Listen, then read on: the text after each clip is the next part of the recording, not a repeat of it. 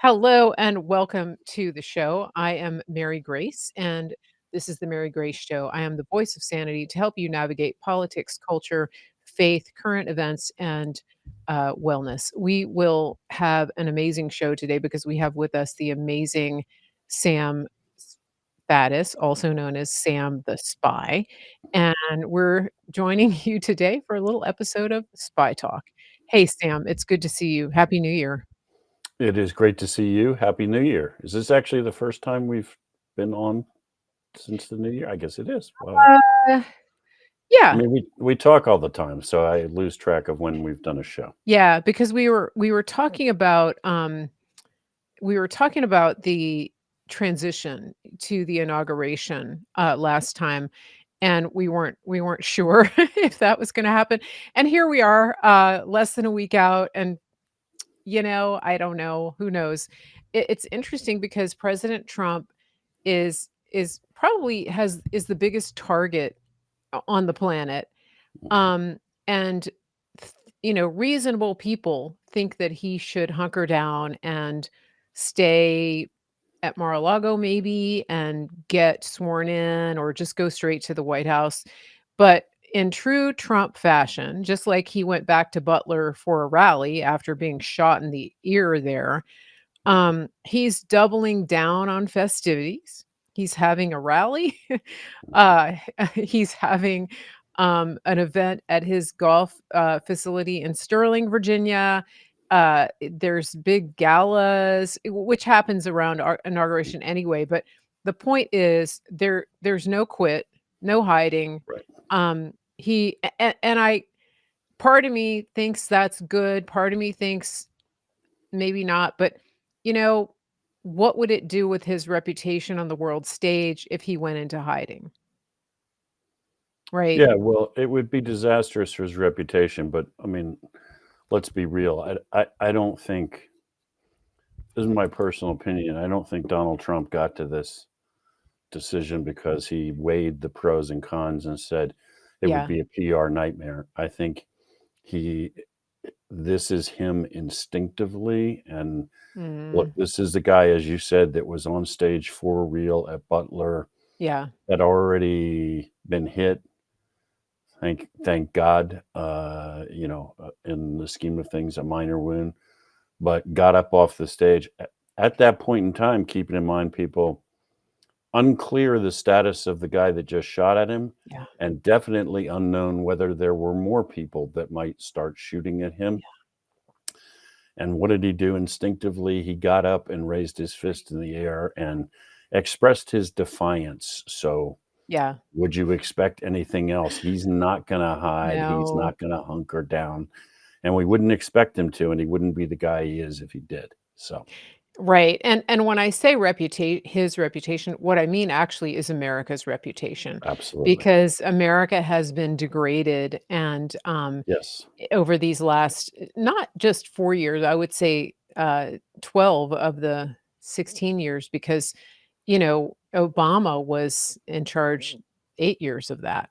Mhm. And so there's a lot of cleanup to do on for Yep. America's reputation. And so that's where we are, and I'm proud of him for going forward and doing the things he's doing. And one of the things that I think is so good and so wise is that he has privatized the transition. Mhm.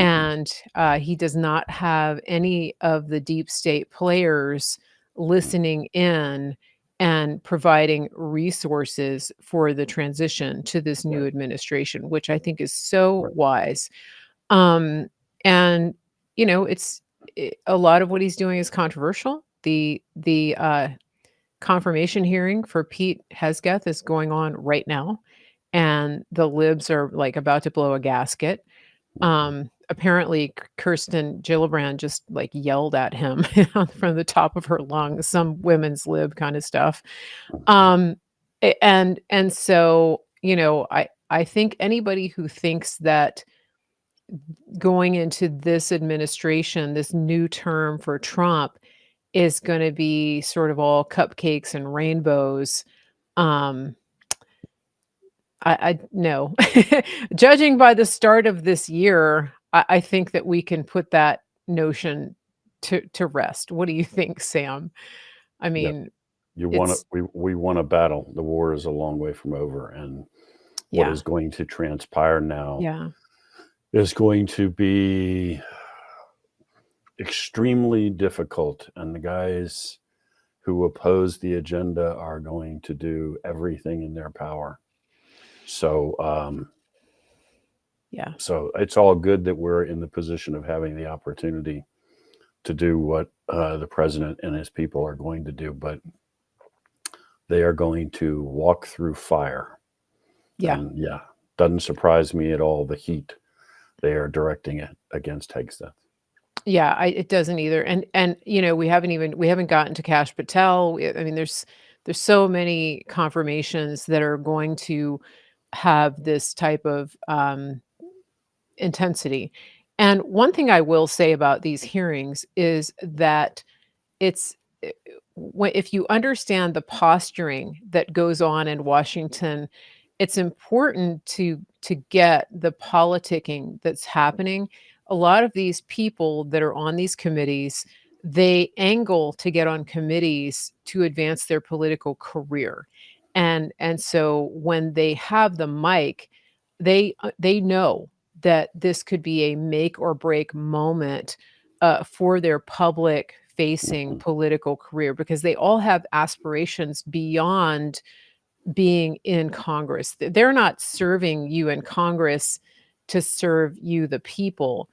Right. They have wild ambitions of bigger things beyond, and so they wanna get noticed on the world stage, and you see these people that are constantly on the mic, constantly in front of the cameras. There's a blind ambition there that we see coming to light during hearings like this. It's no accident that certain people always have the mic, because think about it, there's, 435 members of Congress, most of them you don't even know they exist. But the ones Mhm. that are constantly in front of the mic, they have an agenda. So I feel the need to let people know that because it's very Mhm. emotional watching this, Mhm. but understand that most of what these people are saying is to advance their own career and their agenda. It has nothing to do with right or wrong, truth, whatever, even on the Republican side. Yeah, it doesn't. It doesn't even necessarily, depending on the issue, have anything to do with how they're ultimately going to vote. It's theater, Yeah. and we've Yeah. seen that in a variety of ways. We see it all the time, where we bring up an issue and there's a hearing, and some Republican congressman stands up and thunders because it's going to produce sound bites that he's going to distribute to Yeah. his constituents, suggesting that he's really fighting for you. Yeah. And then what he's counting on is the part where when he takes a dive and actually doesn't vote the way you want him to, that you won't be paying any attention anymore. You know, Mhm. all you watched was that. So what really Yeah. the fact that they're going to scream, that Dems are going to scream and yell and express outrage is a given. So that Exactly. none of them that haven't already switched sides are going to stand up there and say, I support you and I think you're an honorable man. They're going to say all the predictable crap. So, Yeah. Yeah. And also, like, for if you're not sure about this, look at Trey Gowdy and the Benghazi hearings. I mean, mhm. talk about all hat, no cattle. That's your guy. That's the deal. You know, you make a lot of noise Yeah. for the home folks because you distribute that video clip and then you Yeah. later go maybe in a totally different direction. So, Exactly. Yeah. We yeah, sure told them. We sure told them. We're gonna get to the that's bottom of this. they were scolded. Wow, that made a huge difference, didn't it? Yeah, yeah, and how many times, like Lindsey Graham, how many times have you heard him say, "We're gonna get to the bottom of this"? Yeah. Well, okay, yeah, Apparently so mhm, apparently it's way down there to the bottom of it because we never get yeah. there. That's Apparently, it's a cesspool because, yeah, you've well, never that's actually true. That's yeah, true. yeah, if that's what you mean by the bottom or, like, the Yeah. bottom what's on the bottom of your shoe, I don't Yeah, know. exactly. The places they've been, I don't wanna see the bottom of their shoe. But speaking of depravity, let's switch our focus to California. Uh, wow, I mean, you've written some articles on And Magazine, and uh, that's you've been talking about the California fires. Um, is there anybody at this point who truly believes that the fires are a result of A, climate change, or B, just incompetence alone? Is Yeah, I mean, if you ask me, are there people that is there anybody? I'm sure that's. I mean, there are people still getting the COVID vaccine, any and unvaccinated person there who still thinks that this? maybe that's the indicator. I mean, there are people still Yeah, getting the vax, as you and I were discussing offline, yeah, yeah, who get vaccinated and yet keep getting COVID, or immediately get sick after getting vaccinated and yet continue to do that. Self delusion is a powerful thing. yeah. Um, I don't know. I mean, there's so many elements to this whole deal with California. To me, I think the average American is still having trouble wrestling with the scope of the disaster. The Mhm, fact that the disaster is of the magnitude that it is, and that, by the way, it is a long way from over. And in mhm. fact, the Yeah, winds picked up yesterday in California. yeah, So they've been desperately trying to keep the Palisades fire, which is one of several, from expanding, burning its way through UCLA into Hollywood, et cetera, and potentially into the heart of Los Angeles. And a lot of brave people and a tremendous amount of effort have kind of held the line on that for a mhm, few couple mhm. days now. But that doesn't, the fire is not gone. And now that the winds have picked up. So, I mean, you're literally talking about, if we're not, if we're not really careful and really fortunate, much more of Los Angeles could burn. You could really see one of the biggest cities in the country burn to the ground. So this is Right. not just, it's the magnitude of everything that has had to happen to allow a major American city in the 21st century to be teetering on the edge of burning to the Yeah. ground. That's almost, it's really hard for people to wrap their heads around, I think. And it I mean, it begs the question of, is there a different a motive behind it? Is there an intentionality? And when you see Gavin Newsom out talking about, uh, first of all, having conversations with the mayor of Maui, which Mhm. just burned, right? And he's standing there smiling like he's just won the lottery. I don't know if you saw that clip of I him. did. I did I see. mean, Yeah. it's a little frightening when you have this guy, and he's talking about the 2028 Olympics. They have the World Cup next year, um, and it's known that they have been talking about the infrastructure and updating the infrastructure and getting more money to house the Olympics. It's very interesting because they went from saying that they were going to do the Olympics with the existing infrastructure, the stadiums and whatnot that already existed, and now talking about, oh, this is an opportunity to rebuild. I mean, and they have in their documentation about the Olympics, it's billed as, I think, Smart LA 28, which is Mhm. the smart city. What do you Mhm. know about that, Sam? What do you know about the smart city concept? And is it just a conspiracy theory, or is this something that holds weight? Well, I mean, essentially, what we're talking about is tearing down the existing structure and starting over, and based on a whole bunch of very liberal concepts, and all built around climate change and so forth. I don't know whether that's what we're looking at here. I mean, to be brutal, to be completely honest, I don't know whether we're looking at intentionality in that sense. That doesn't mean that that's not true, and I understand why people are there because the magnitude of what is happening, and it's not just LA, as you just said. Mhm. We watched the island of Maui burn, and it burned. The fire went right through. It wasn't a bunch of just grassland. I mean, it burned right Yeah. through prime areas of the island. And we've watched North Carolina be destroyed. And I mean, at some point, so the scope of that and the lack of any meaningful action to prevent it from happening Mhm. again. I mean, after a while, you're looking at something. I understand why people are saying, what the hell is Yeah. going on, man? Are you like you're Los Angeles is what, the third biggest? I've lost track. Second or third largest city in the United States of America. And last time I checked, it was Mhm. 2025. And that city is literally teetering on the edge of burning to the ground. Yeah.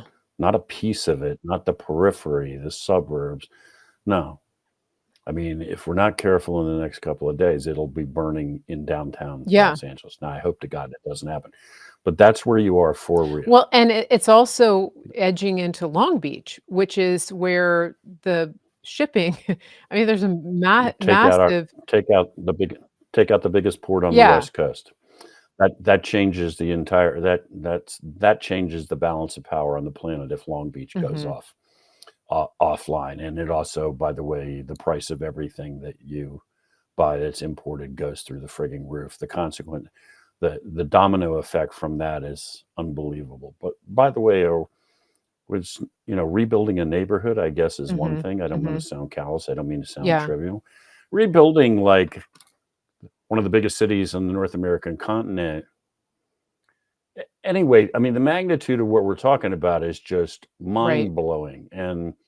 And the mayor still has a job, and the fire department chief still has a job, and the governor still has a job, and there don't seem to be any consequences for this. And as you say, Gavin Newsom is smiling and talking about Maui and redevelopment. Uh, what are people supposed to think when they look at Right, that, right. right? Yeah. It's not like you had a bad day, Mhm. Gavin, and or things rolled against you. Yeah. The fire hydrants don't have any water, the reservoirs are empty. It's going into high fire season, and the mayor was still saying, we're going to cut another, whatever it was, 47 million from your fire department budget. Yeah. Well, they sent here Personally, but I will Sam, tell you that personally, well, yeah, they I'm sorry, go ahead. sent firefighting equipment to Ukraine. So they have the virtue signaling points taken care of. They helped Ukraine. And so the people of LA should be grateful, right?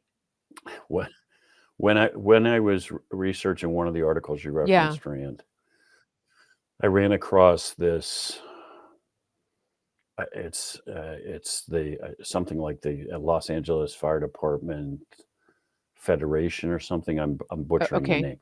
It's a private charitable organization, mostly former firefighters or firefighters' families, and they raise money for charitable Mhm. causes associated with the Okay. fire department.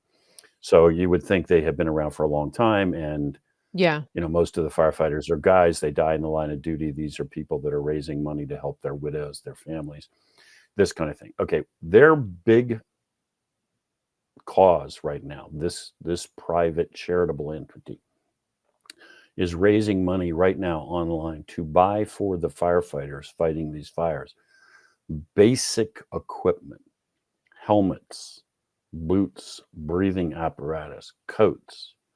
So a private entity, that's how under equipped the firefighters are, that a charity is having to raise money in the midst of this firestorm, literally, to give basic equipment. Now, Wow.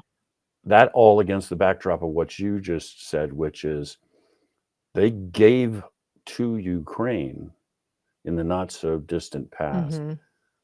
exactly that kind of stuff. They gave to Ukraine the equipment they now need to fight the fire. at the heart of this, I mean, there are many elements of it, and there are things that are probably Mhm, unknowable right mhm. now. At the heart of it, I am afraid, I am convinced, is a central truth, which is that your government not only is not simply incompetent, Mm. but your government doesn't care about you. And Yeah, in fact, your government is actually, that's even too charitable. Your government is overtly hostile to you. And we wrote a piece in the end back a few months ago based on some data that I think Rasmussen, in a bunch of polling, acquired to show how the senior federal employees think, what their attitudes are, and the grand canyon that exists between them and the American people. I mean, basically, you have a government run by folks that by and large despise the average American and everything you yeah, stand for. So it is most definitely not just incompetence, although that they're in spades.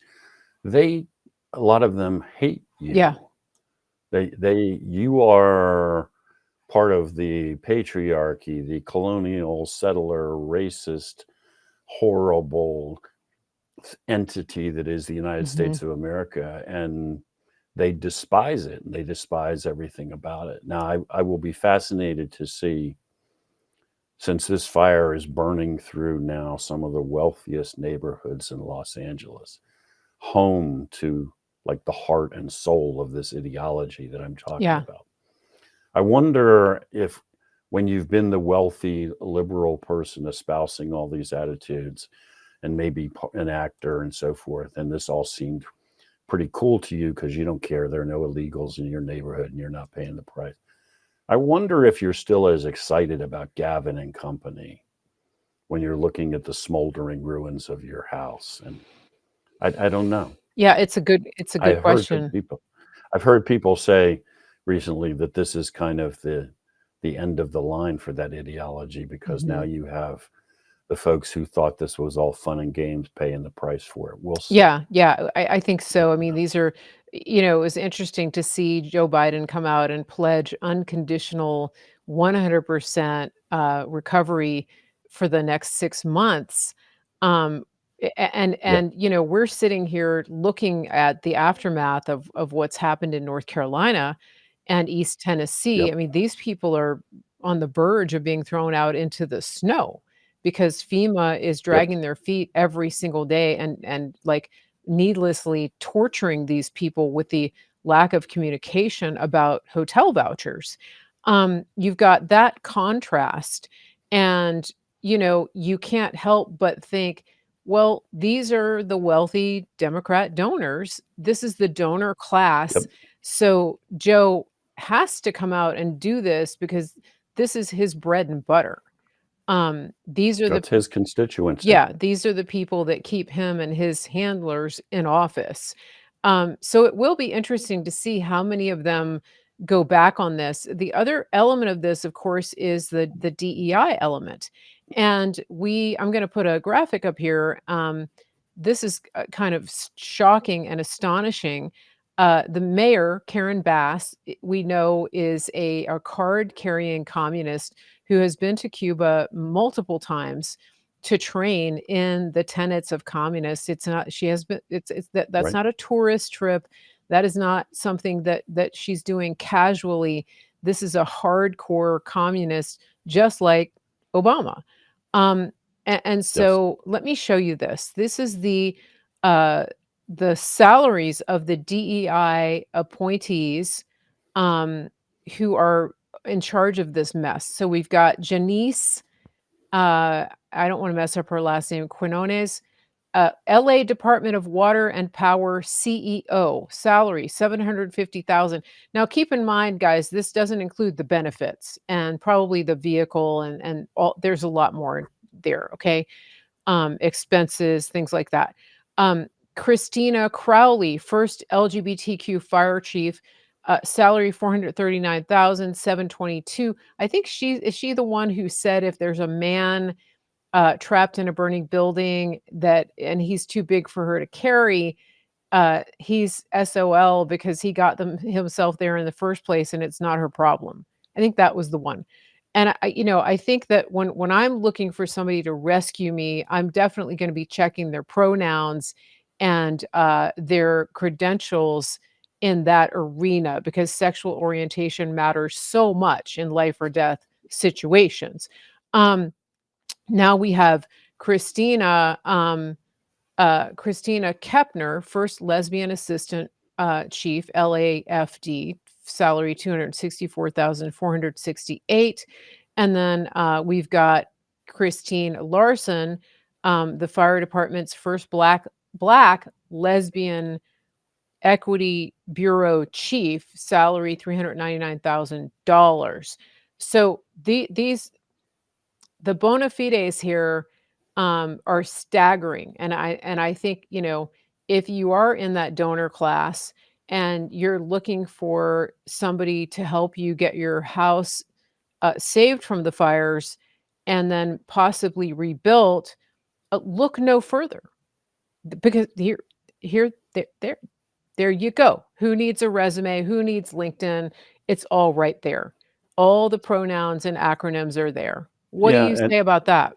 well, I mean, look, and the critical element here is those are the criteria on the basis of which they were chosen. I don't really give a good goddamn, to be quite honest, who any of the Christinas sleep with or how they spend their private time. That's their personal business. That Yeah, whatever. yeah, What I would really like to know, so that's great. I mean, I don't put on my resume I'm a heterosexual male, right? I mean, I would be like, what have you done? What's your job? What are your qualifications? Why am I hiring you?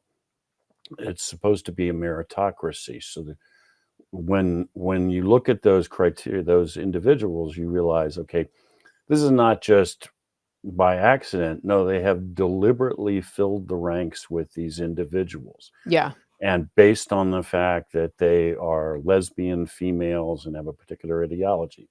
Again, what they do in their personal time, as far as I'm concerned, is none of my Yeah.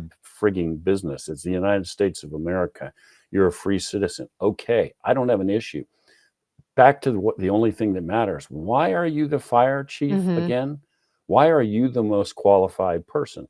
Take a look at any of the video, any of the still photographs of the firefighters who are fighting this war to try to save Los Yeah. Angeles, and count the number of females you see wearing fire gear on the front lines, because they are very few and far Yeah. between.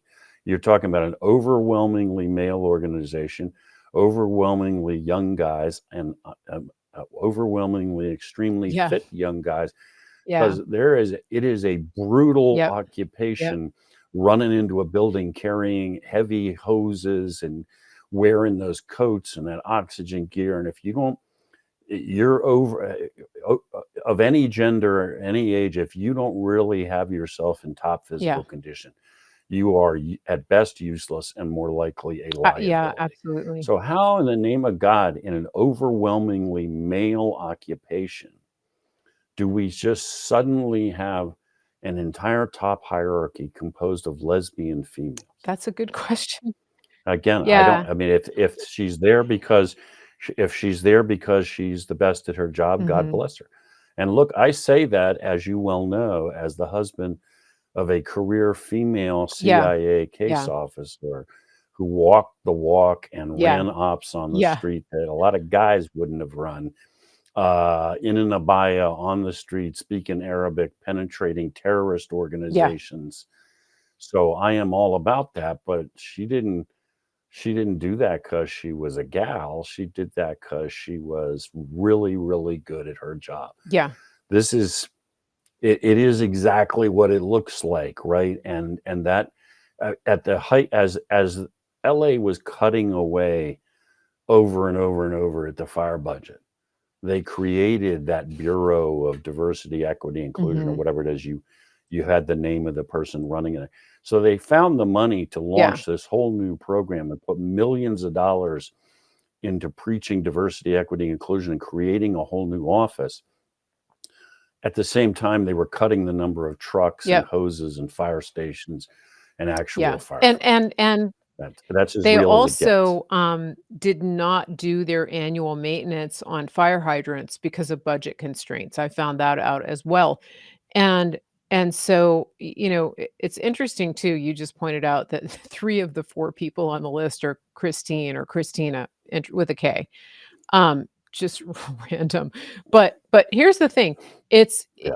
like you said, if they were fit, I mean, there's women that are really fit that, could be and are likely on the front lines of the firefighting.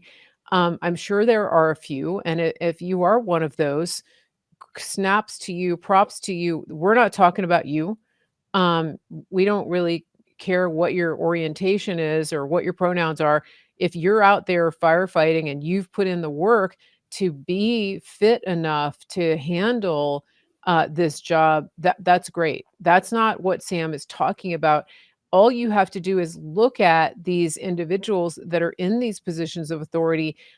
It is very clear that they can barely put on their shoes, much less bend over to pick up a fire hose that is fully operational. I mean, that's an intense level of strength uh, and endurance and agility. And in fact, if anybody follows David Goggins, he's a speaker, writer, former Navy SEAL. I mean, he's one of the most badass, like ultra marathoners, ultra athletes in the world.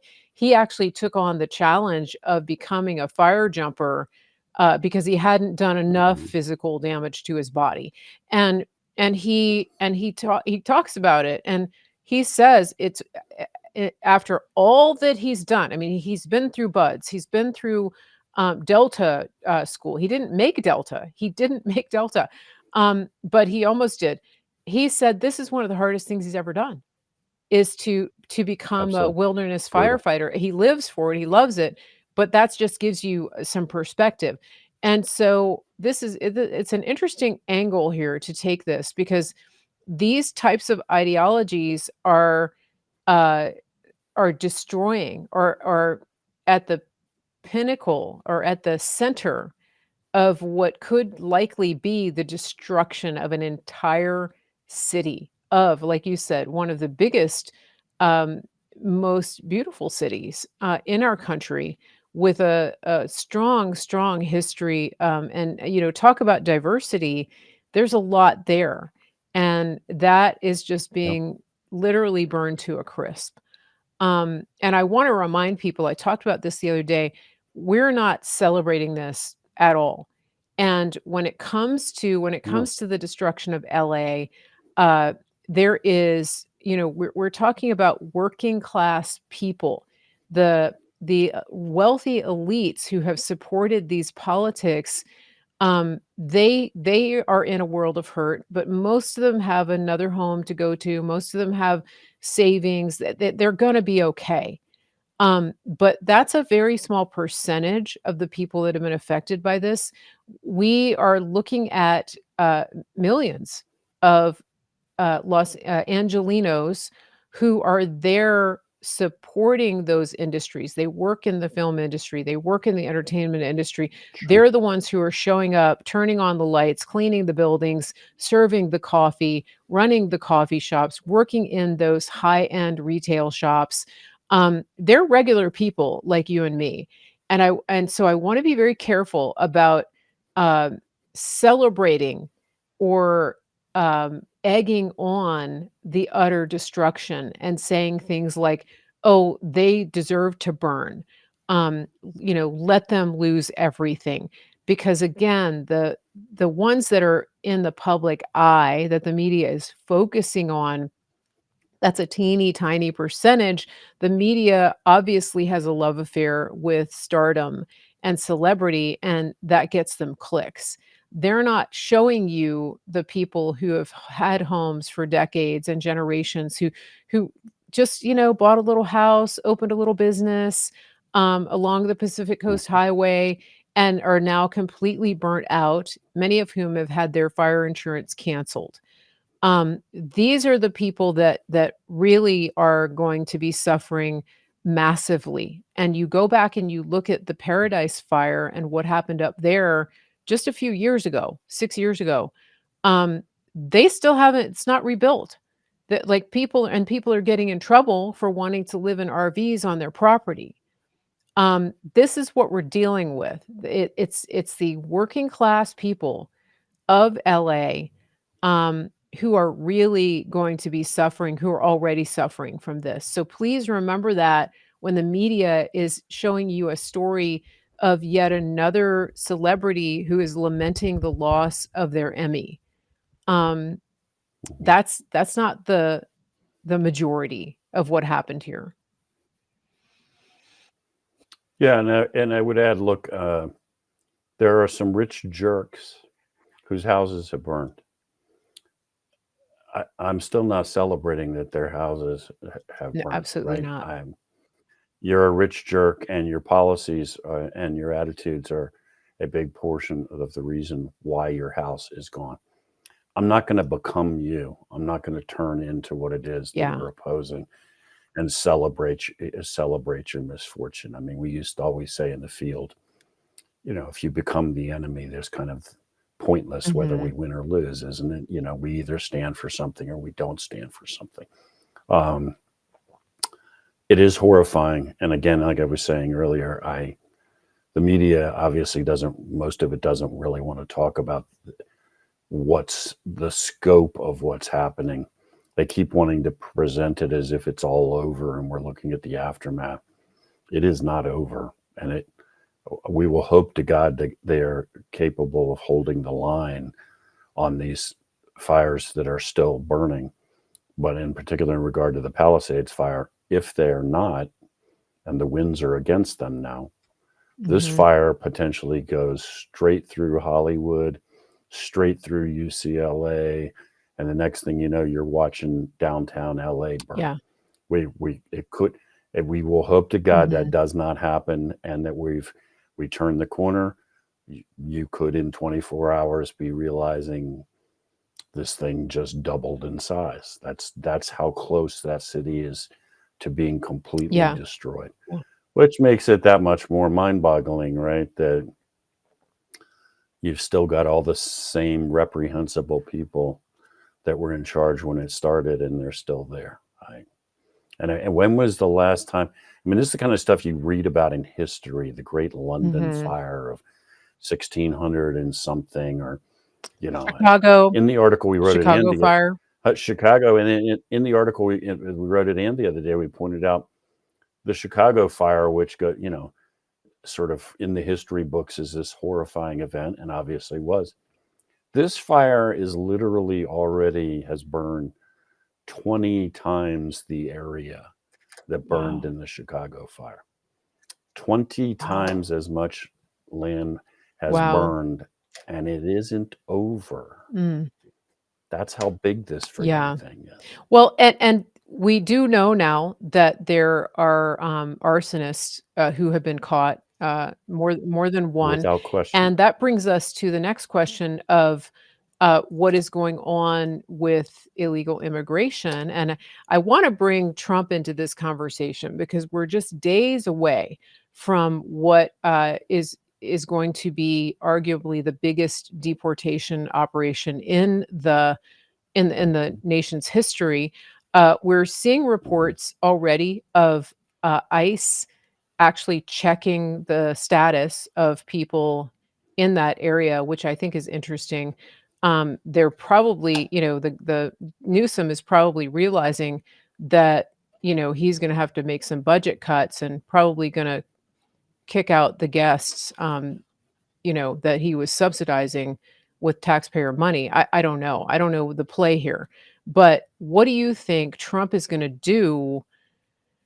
How do you think Trump is gonna handle this? I mean, the illegals, but also the financing. I mean, I'm hearing that, uh, he's gonna be questioning, um, really questioning how much money LA and California are gonna get, how much federal money and investigating the mismanagement as a criteria for handing over money. And they're not just going to hand over money like in the past.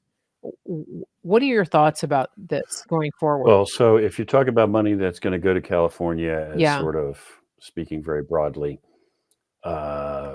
cleanup and restoration of California, they've made crystal clear we're not just giving you Mhm. a bunch of bucks and assuming you'll spend them wisely. If we give you money, there's going to be there will be criteria. Mhm. Mhm. And I think that's 1000% appropriate. When you have a government that was cutting fire resources for a city that is notorious, given where it is and the conditions and so forth, fire is a Mhm. massive danger. It's a danger in any major city, but it's been a huge issue in LA as long as there's been Yeah. in LA. So when you're cutting the budget because you can't afford fire engines and firefighters, but you can stand up a new diversity, equity, and inclusion office, which was funded to the tune of millions of dollars. I think you've demonstrated pretty conclusively that we can't just trust you to spend the money wisely.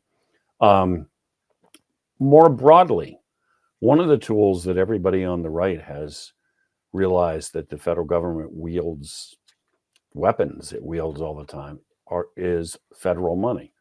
Now, in quotes, they take your tax dollars, they take them off to Washington, D.C., suck off whatever portion to fund the bureaucracy. Then, when they give you back in Susquehanna County, Pennsylvania, a portion of your money to fund your schools, they attach all kinds of Right. strings to it. We saw this during COVID. If you still want to get your money all the way down in this little local school board, and you're going to have to dance to our Mhm. tune. Okay, well, all right. So Yeah. that's been an established principle of how the federal government operates and how it pushes its policies. So, what goes around comes around. Now, if you are more talking on this issue of deportation, local law enforcement, local jurisdiction, you want to think it's cool to be a safe haven and you don't want to cooperate with federal law Mhm. enforcement, then I guess you don't need the federal funding that you rely upon for these Yeah. services either. You can't have it both ways. If you can't thumb your nose at us and refuse to cooperate. Um, so I think you are going to see those kinds of tools wielded Okay. to make local Mhm. jurisdictions comply. I also think there are other elements here. If you just enforce requirements on proof of legal status to be employed, if you start talking to employers and employ Mhm. sanctions against the guy who's got 600 illegals in his chicken plucking Mhm. operation, pretty soon you're going to see folks self-deport. I mean, if I can't get a job anymore as an Mhm. illegal, I'm not staying here. I'm Mhm. going home. So there will be an element of people that you're not going to have to physically deport. They're going to take themselves out as soon as they realize the environment change.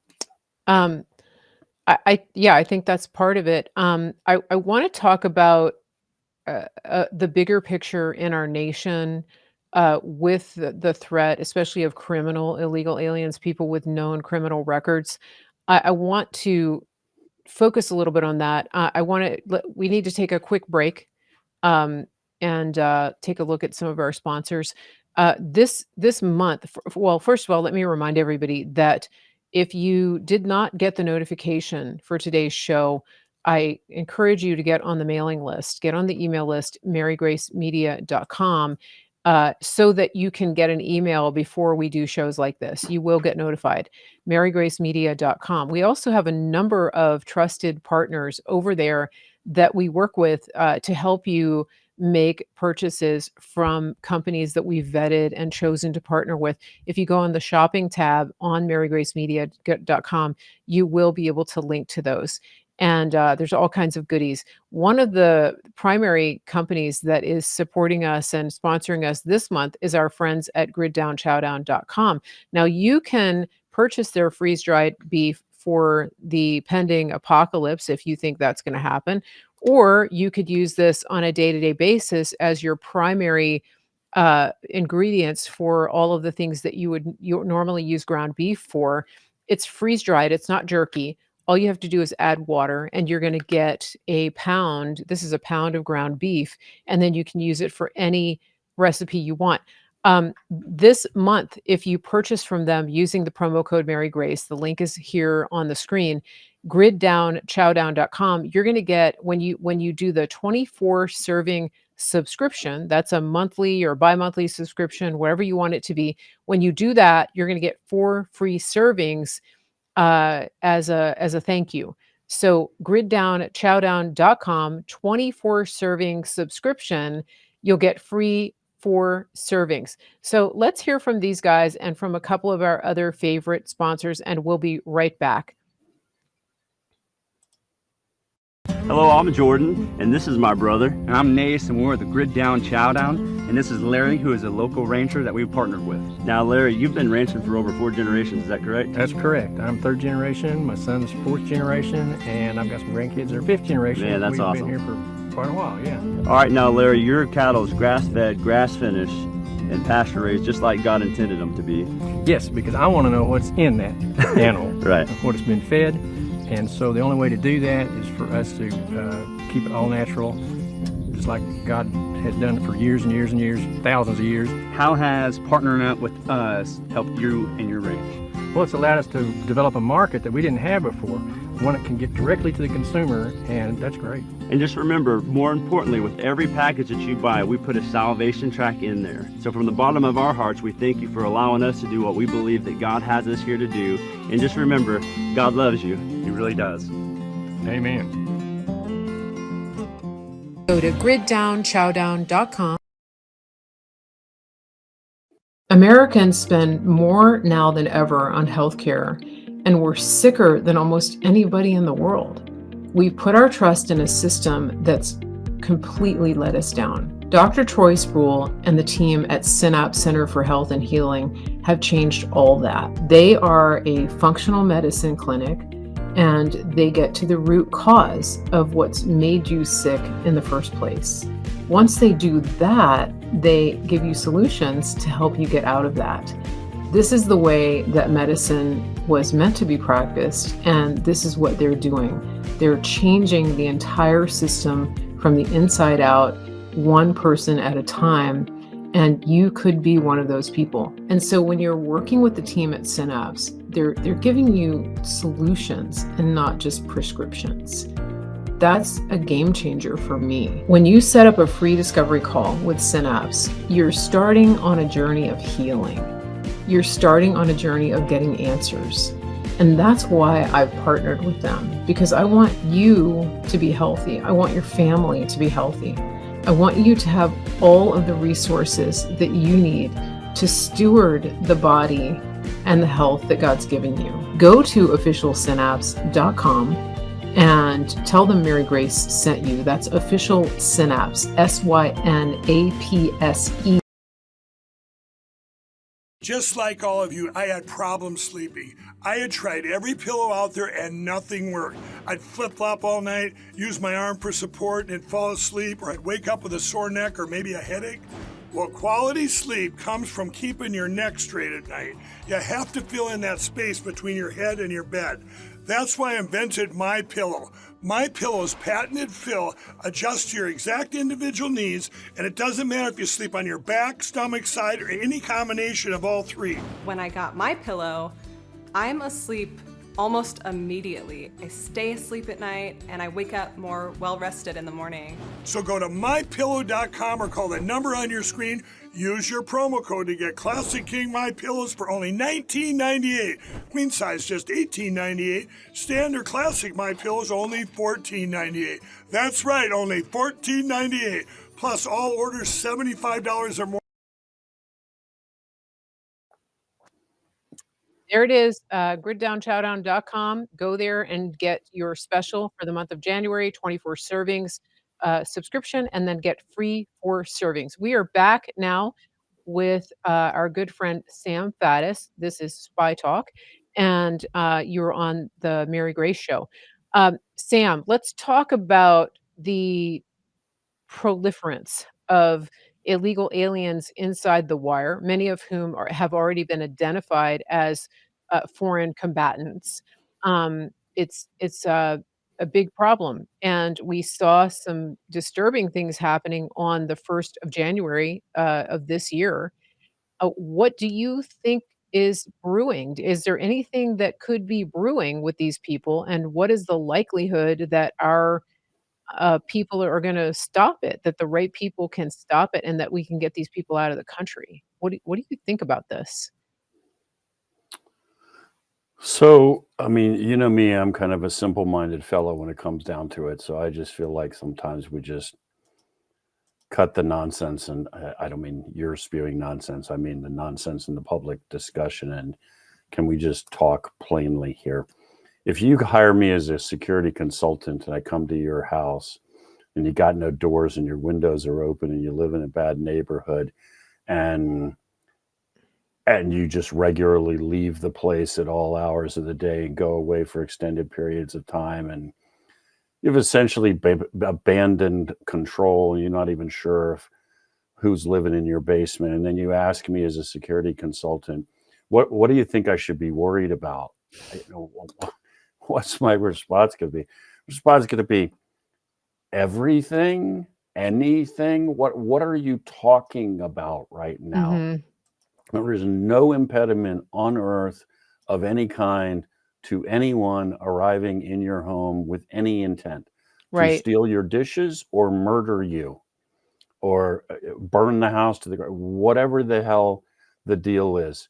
And so we're kind of in that position as a country, right? We've abandoned totally control over our borders.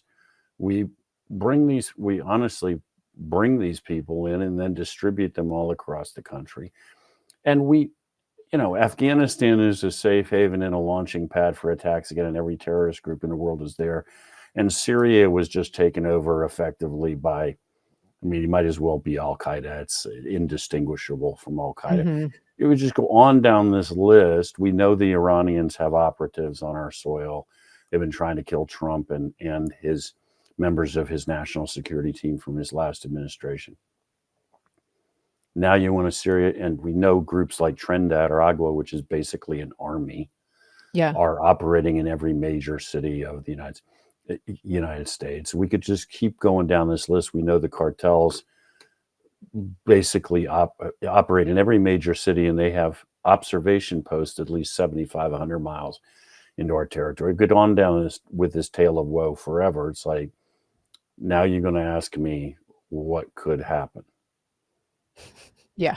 Anything as Yeah. horrifying. I mean, and if I said this to somebody just earlier today. I mean, I ran intelligence operations for a long time, and I ran operations cross-border into denied areas. In other words, it was our job to get into a country where we were not supposed to be, which is an enemy of the United States, and do whatever we were required to do. If you said to me, if I was working today for Hezbollah and you said, when can you move a nuclear weapon into the heart of an American major city and detonate it? What would my response be? My response would be, when do you want it to happen? Mm. Where am I going and when? Wow. It wouldn't be, there's an impediment, there's a problem, maybe. Mhm.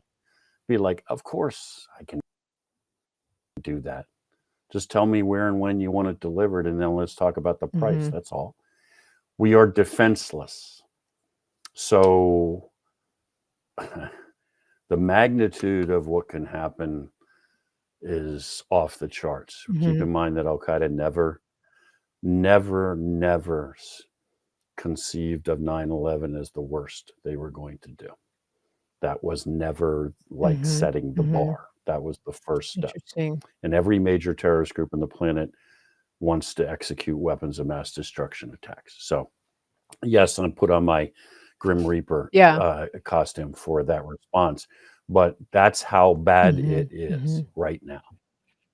Better, I mean, when Trump gets in office, he better have some boys and girls that are going to get real serious, real fast, not just about closing the border, but getting our law enforcement and intelligence agencies to stop chasing law-abiding Americans and start doing their Yeah. jobs again. Speaking of law abiding, do you think that Trump should issue blanket pardons for the January 6th detainees and uh, whatever you call them, the ones that have been convicted already. Um, with the chance that there were a few bad apples in there.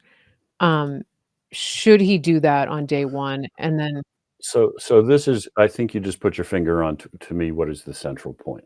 Do I believe that the overwhelming majority of those individuals should not be prosecuted, shouldn't have been prosecuted, and are deserving of being pardoned? Yes. Would I still want to go through every single case and make sure that amongst the folks that were swept up, we don't have some people that legitimately did some things that they Mhm. should not have done and therefore should not be pardoned? Does that mean even in those cases that I'm justifying the amount of time they've been held or of that? That's Yeah. not what I'm saying.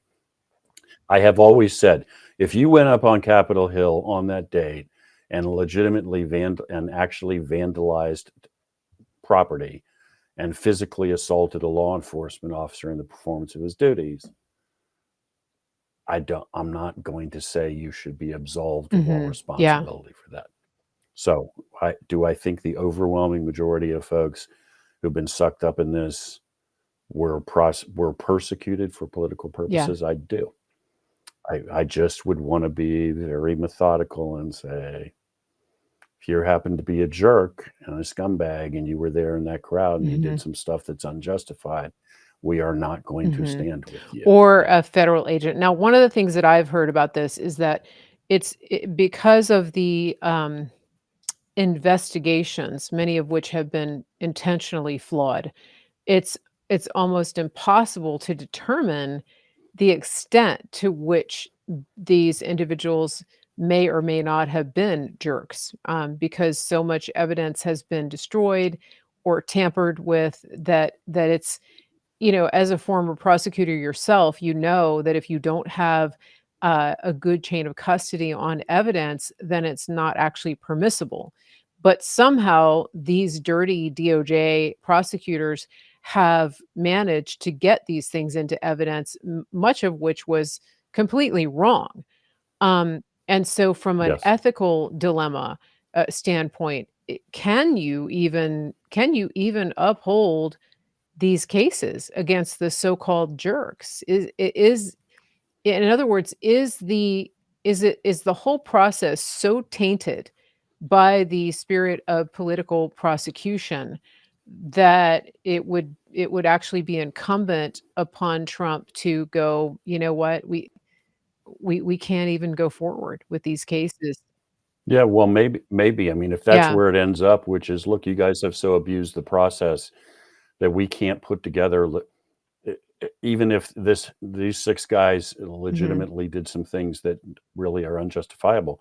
You guys have so Right. abused the process and violated the law to such an extent that you can't put together a just a sustainable case against them, then good, they walk. Look, that has always been the principle of American jurisprudence. You execute an illegal Mhm. search and seizure.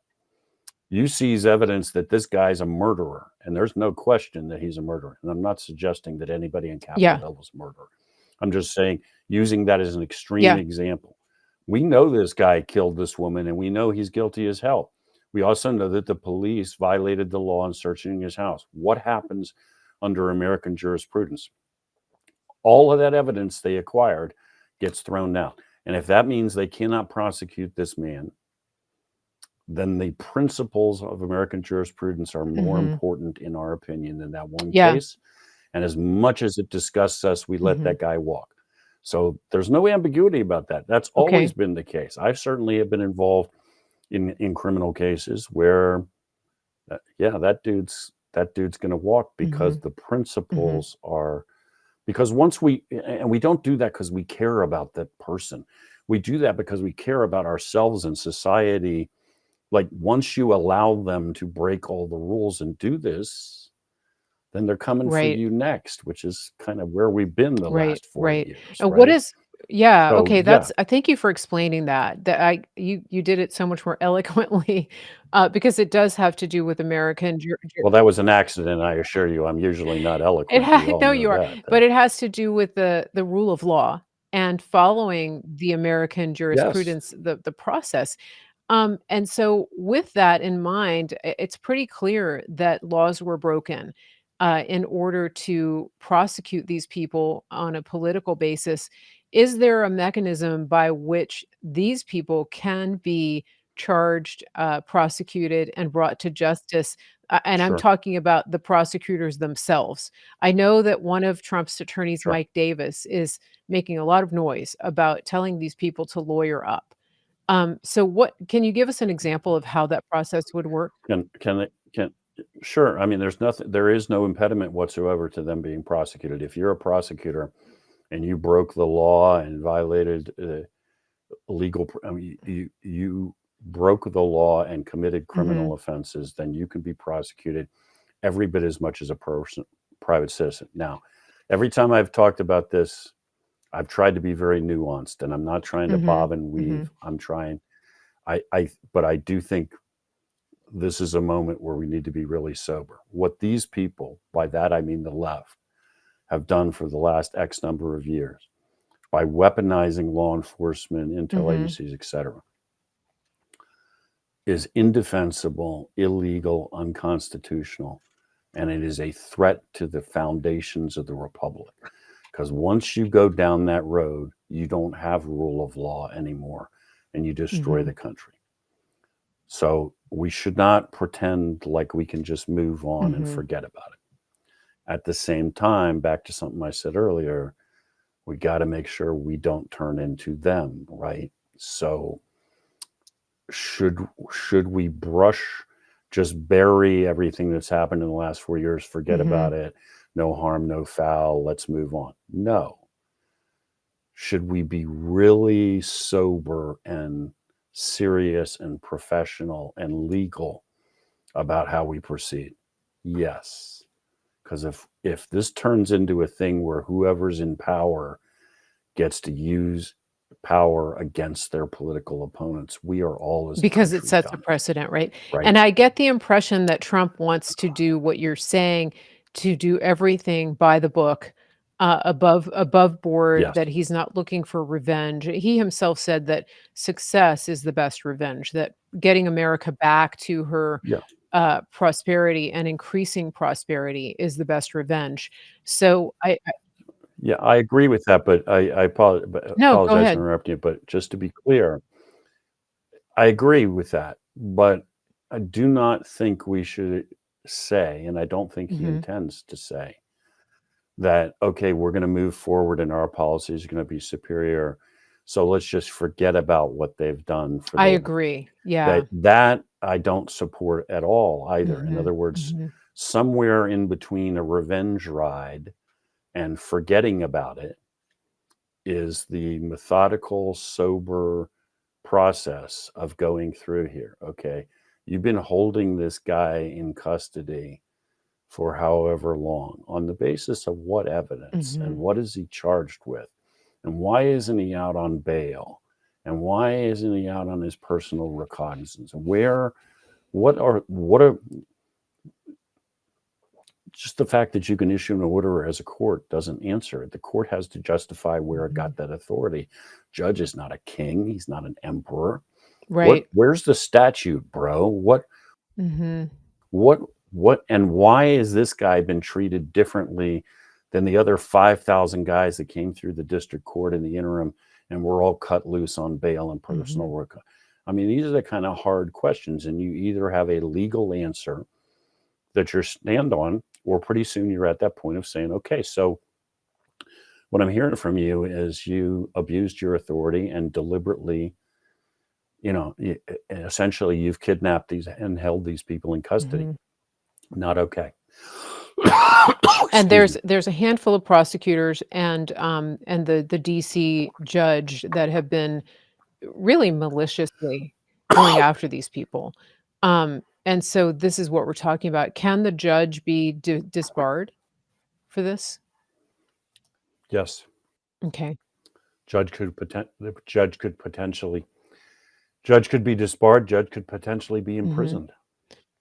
Judge doesn't have Yeah. some magic immunity. Um, lots of people could face charges here. Prosecutor a prosecutor has very strict ethical guidelines. Actually, I mean, uh, when I was working in Washington State and technically prosecuting folks for offenses that were committed in the prison system. In other words, you're a prisoner, but you've committed another offense while you're in Wow. the prison system. I would dismiss charges and walk away from things. I mean, talking the scum of the earth, but I mean, the guy's in prison. As far as I'm concerned, he should stay there for the rest of his life. But it doesn't change the fact that legally he didn't commit this specific offense you're charging him with. You claim he did this. The facts do not support that. I will not prosecute him for this. You know, he's a heinous individual, and I hope he never sees the light of day. Does not change my obligation to do what is right. And that has been completely thrown out the window with these prosecutions of the Yes. J6ers. I mean, they're still, you know, they're still talking about, you know, coming after people. I think that they have a list of like maybe 200 that they have not arrested, that are still in their radar on their sites. It's obscene. It is obscene. Obscene is a perfect word. I was going to say insane. Obscene is a more Yeah. appropriate term. I remember shortly after January 6th, and by the way, I was, as I've said many times, I was on the mall on January 6th, so Too. not in the Capitol, but Yeah. I was there. And I remember not too long after that, my wife and I were driving down to Cape Hatteras, I think. Anyway, the Barrier Islands off the coast of Yep. North Carolina to get away for a few days. And as we're driving out onto the island, the FBI has set up those electronic billboards, the mobile ones that you can tow along behind a truck. They've got one sitting right next to the road, and it's flashing the faces of people who were there on January 6th that the FBI is hunting Wow. for. And I remember thinking, in my entire life, with all the manhunts that have gone on all around the world, I've never seen the Bureau do that, whether we're talking about a terrorist, Yeah. a mass murderer, a rapist. But those folks that did what? Walked around in the rotunda, Straightened up the ropes. taking selfies? Yes. Mhm. God, excuse me. It's okay. Yeah, that's I mean, there are people serving multiple back-to-back sentences for low-level misdemeanors. This is the kind of malice and, malevolence that we're seeing from these judges and prosecutors in DC, and we know from following people like Julie Kelly that these people are taking this perverse delight in bringing these Sure. charges and seeing these people go to jail. I mean, it's a sickness, you know, it reminds me of stories that you read about, jailers, prison guards during Nazi Germany in the concentration camps who had a reputation for being particularly, sinister and wicked, and for putting prisoners through unjust and undue punishment for very teeny tiny, sometimes imagined offenses, just to see them, suffer. And it's a Yeah. sadistic type of approach. Well, it's back to something we were touching on earlier, right? I mean, these folks that we're talking about despise Yes, you. yeah, They despise the average American. You yeah, just look at the rhetoric. I mean, when before in American history have you heard people refer to people as deplorables and Nazis and just, you're scum and yeah, you're worthy only of ridicule and contempt, and they don't. Everything about you is wrong. You are all racists. You are all homophobes. You're all whatever. I mean, so yes, you deserve to be locked up. There was something on something I saw somewhere on the web in the last day or so of a lady out in Southern California, and she was recorded something and she was addressing it to MAGA Nation or something, basically saying, go ahead and delight in us burning in Los Angeles. Go ahead. I know you want to, because I delight when I see Carolina destroyed by a Yeah. hurricane, and I delight in this. And thought, good Lord, woman, Yeah. for They yeah, they seriously? think D- how long has your brain been all twisted up in knots that you're talking in terms of getting satisfaction out of death and Mhm. destruction of fellow Right, Americans? right, Really? exactly. And this is Wow. what going back to what you're saying, we really have to guard against becoming that. And so when we Yes. see California burning, uh, do a very strong check and ask yourself, do I really want even the wealthy jerks to lose everything? Is that what I want? Do I want to be known as that person who sees people suffering the loss of everything that they've built? Because a lot of these people have built careers. I mean, they legitimately got to where they are because of hard work and sacrifice. But regardless of that, even if it was ill-gotten gains, do Right. we want to be those people that are No. delighting in the suffering of people that we don't like? That goes against everything that we as Americans and as Christians should be doing.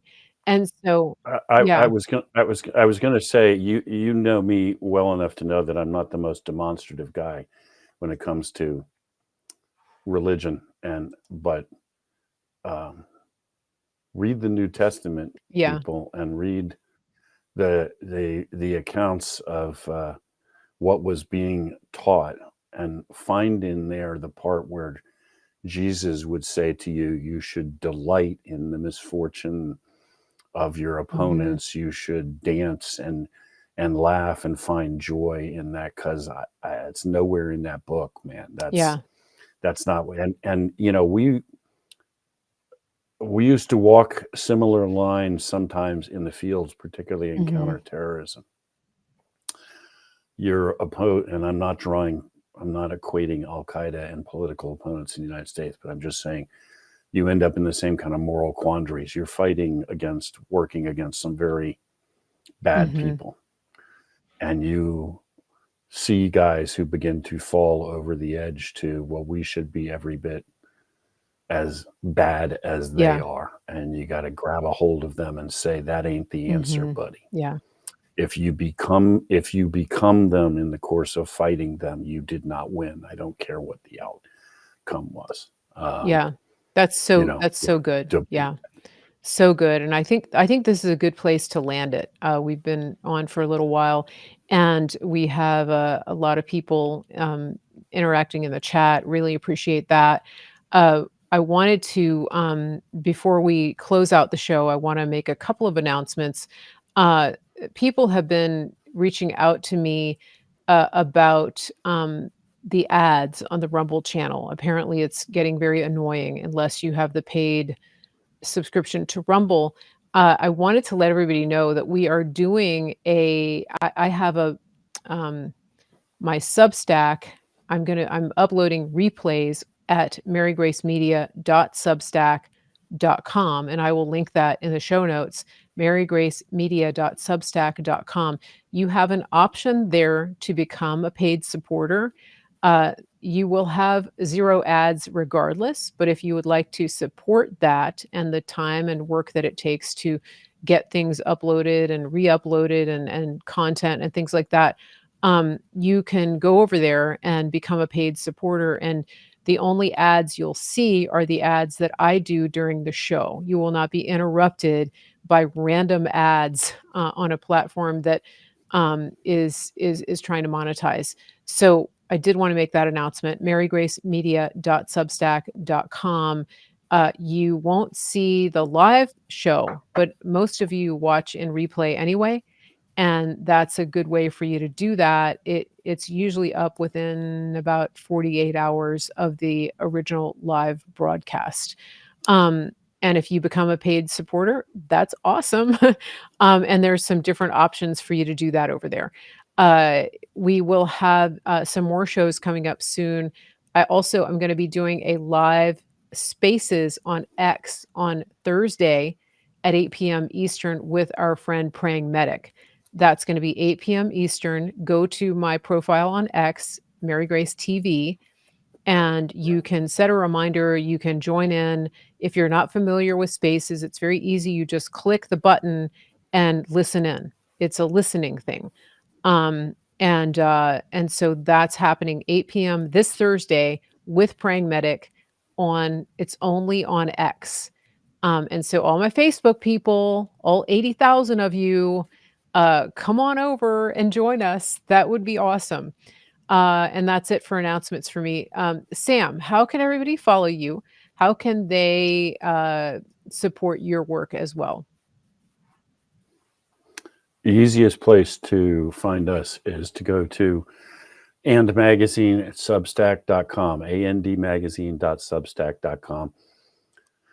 I'm on X and I'm on Facebook, I think, and all the other usual Yes. places, but the magazine would take you there. I have to give a shout out to my Scottish brother, Scott, who I Yes, saw in he's the here. message It's late here. there. He's sitting home drinking scotch and eating haggis, I'm sure. Well, you have to drink scotch with haggis because otherwise there's no way to choke it down, Scott. Let's just be honest. That's why they invented scotch. So, anyway, go to And Magazine. We are very active and very busy and running around in circles and chasing things up here in Yes, Pennsylvania as well yes, as all of that. yes, So absolutely. it was great. Um, It was great to speak to you again, and I guess I'm overdue to bring Homer on the show at some oh point, yes, we right? want to see Homer. Um, Have I brought? Did I bring the golden retriever no, on we have ever? not seen her. No, no, no. All right. Well, you gotta Yeah. see her. I mean, she would take over the show. Actually, she would just stand up Oh, here. yeah, we want to see the baby. Speaking of which, our cats have not been very visible here on the show at all. They're busy. Billy usually hangs out with my dad, so he's got a nice warm little nest up there and watching TV. So I don't blame him. But yes, please, please, please bring them on. That would be awesome. And please give your wife, Mrs. Sam the Spy, our love. And we will have you back very soon. And everybody, please continue to pray for President Trump, for Melania, for their family, and support them in prayer and pray for a truly smooth transition, that God would reveal the plans of the enemy and that anything that is being put in place to thwart this transition would be revealed and stopped. That is possible, and God can reveal these things through prayer. So we will be back here soon. Remember, I am on X. We will be doing a live Spaces. I will be having a conversation with Dave, Praying Medic, on Thursday at 8 p.m. Eastern, only on X. Go follow me over there at Mary Grace TV. We will see you back here soon. Everybody have a great afternoon. And wherever you are, try to get outside, look at the sky, get some sunshine, get some fresh air. And if there's no snow on the ground, touch the grass. Have a great day, everybody. We will see you back soon. Take care.